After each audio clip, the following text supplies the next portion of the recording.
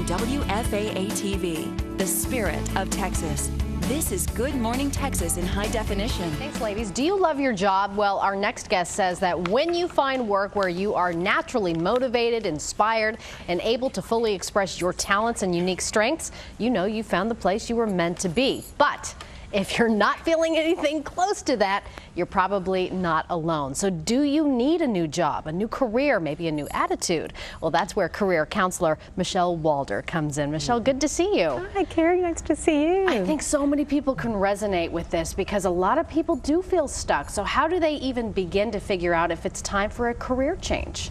Yeah, a lot of people do feel stuck and trapped in their work. Right. And one of the reasons is they're really not looking at the bigger picture of what they could expand their life and career to be.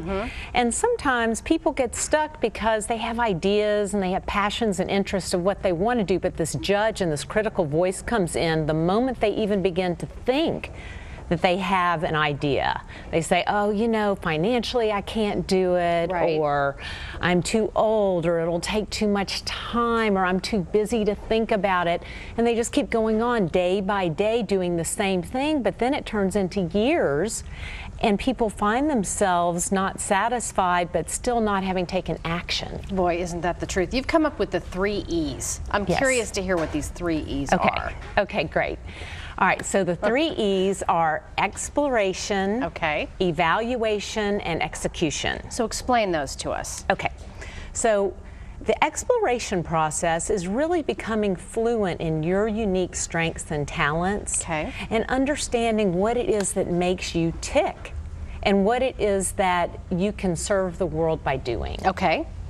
Many people have kind of this nagging idea that goes on in their head about their interest, or wouldn't it be nice if I could be this, this, or this, but they don't give themselves permission or the gift to take time away from their busy schedules to really dedicate even 20 minutes, 30 minutes a day of quiet time, or even a week, just to allow their inner voice to come out and be present for them. Right. And when you're working with a coach, what I do with people is help them write down everything they've ever thought about, completely uncensored. I almost think you help people look at it in a positive light because we tend to be negative Nancy's. Oh, absolutely. I mean, at least that's how you're describing it, and I would agree with that. What I love what you say is that it doesn't necessarily mean that we have to completely change careers. Sometimes we keep the place we're working at, but we change those duties. Absolutely. I've had so many people that have come to me thinking that they need a complete career overhaul. Right, like an overhaul, and they don't need that. No, they don't. Sometimes it's just changing the percentages of what they do. Like, I had a client who was working at a marketing firm, but she was busy doing spreadsheets. Well, we discovered her unique talents and gifts, and where her passion lies were in communication and journalism. Right. So she went to her boss and said, look, I still will do the spreadsheets, but can we make that 20%, farm that out, and can I start a blog for the company and do more focus groups using my skills? And do you feel like managers or bosses are pretty receptive if an employee were to come up and say, hey, I'd like to stay here, but maybe shift my duties around, do something a little bit different?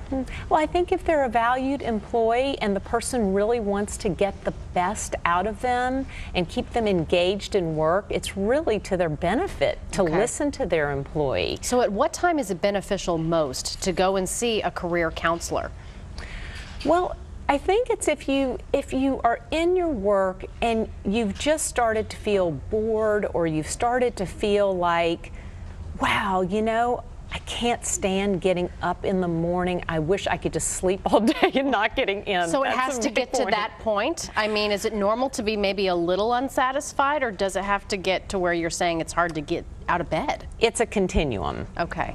On one end, it's like, I'm a little bored, I'm not really sure. On the other end, it's, I can't stand going in. Okay. So what we do in the evaluation process is we try to discover, that's the second E. We take a look at, is it the environment of work? Is it the relationships, or is it the core content? A lot of times it's just fine-tuning and getting to know the specific area that's making you just a little bit unsatisfied, and it could be just a tweak in that area instead of lumping the whole job or the whole career and saying, this isn't working for me. It makes sense, because where you're the happiest is where you're going to thrive. Thanks so much. We really appreciate you coming on. By the way, if you're interested in finding a career coach, you can log on to coachfederation.com. It's a nonprofit professional coaching website. And get this as well, you have written a book, right? Yes. Alphitudes, there it is. It's she's the author of that book. It reveals that gratefulness is really the key to success. And you can find that on Amazon. We want to thank you once again for stopping by. Amy, over to you. All right, Carrie, thanks so much.